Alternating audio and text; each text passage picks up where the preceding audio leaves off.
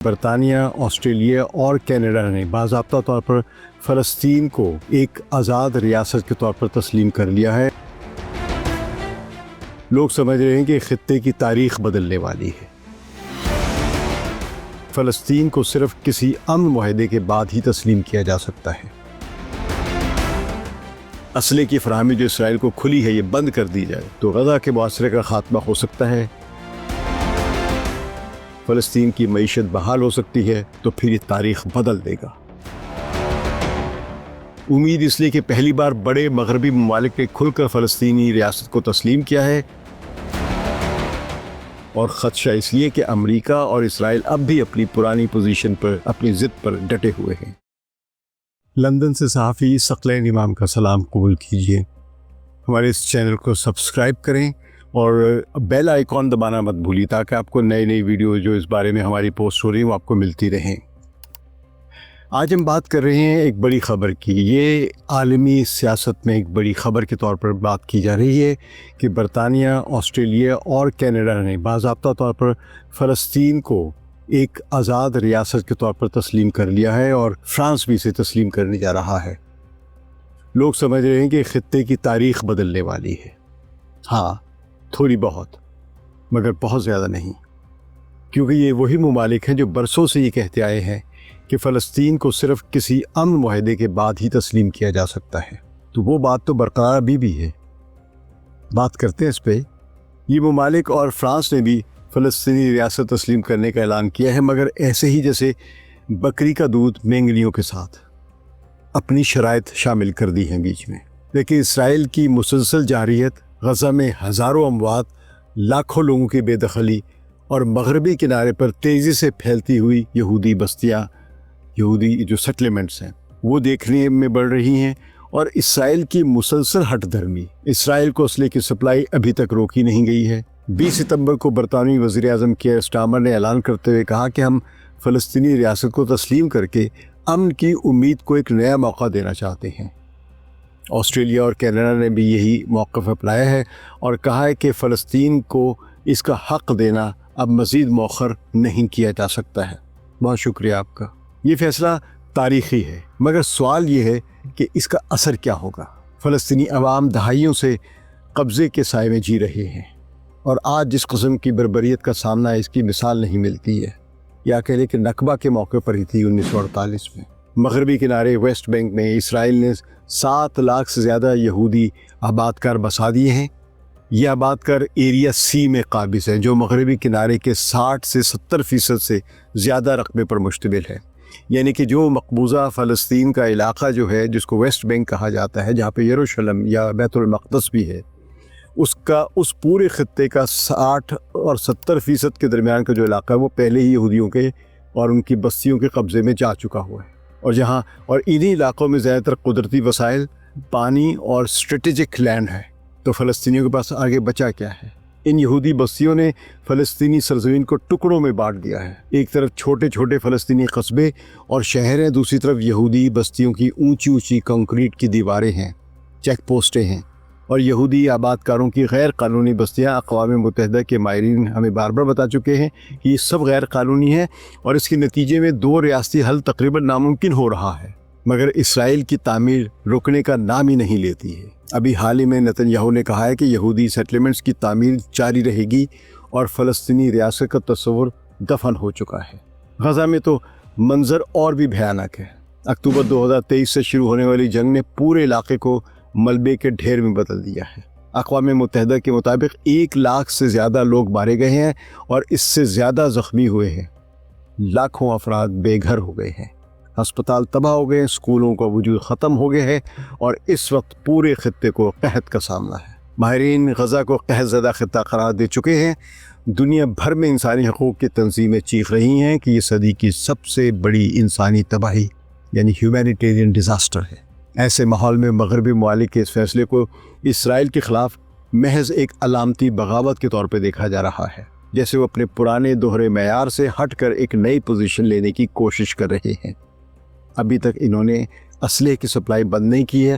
برطانیہ نے 30 کے قریب اسلحہ سپلائی کرنے والی کمپنیوں کے لائسنس معطل کیے ہیں برطانیہ نے، لیکن شاید آپ کو یہ بتاؤں کہ وہاں پہ 350 ایسی کمپنی ہیں جن کے پاس یہ لائسنسز ہیں اور وہ ابھی بھی اسرائیل کو اس کی ضرورت کے مطابق اسلحہ سپلائی کر رہے ہیں۔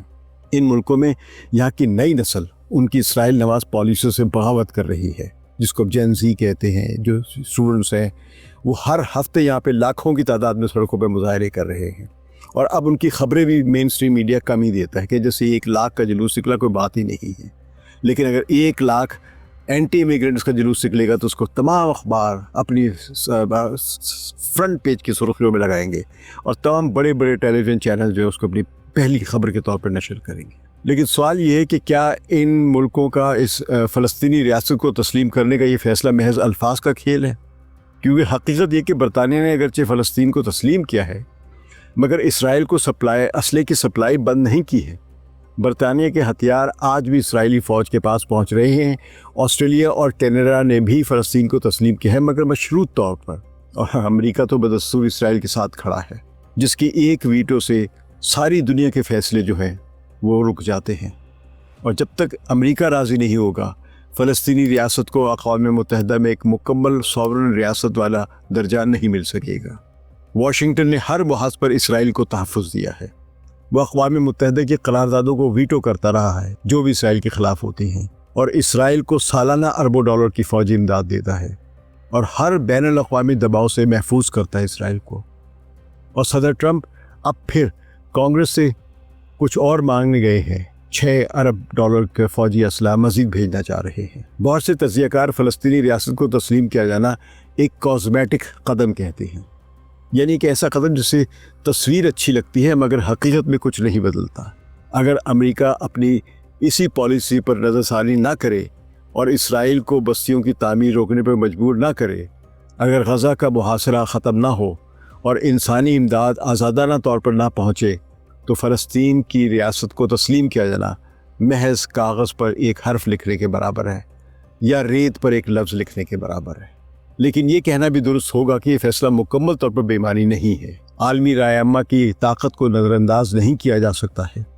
آج اگر برطانیہ، کینیڈا اور آسٹریلیا فلسطین کو تسلیم کر رہے ہیں تو یہ اسرائیل کے اس دعوے کو کمزور کرتا ہے کہ فلسطینی کوئی ریاستی حیثیت نہیں رکھتے ہیں۔ یہ قدم دنیا کے دیگر ممالک کو بھی متاثر کر رہا ہے اور کرے گا، خاص طور پر یورپ کے اندر جہاں کچھ حکومتیں پہلے ہی اس سمت بڑھ رہی ہیں۔ یہ دباؤ امریکہ پر بھی آئے گا کہ وہ اپنے اتحادیوں کی پوزیشن کو کب تک نظر انداز کرتا رہے گا۔ ٹرمپ نہ صحیح کوئی اور تو کرے گا۔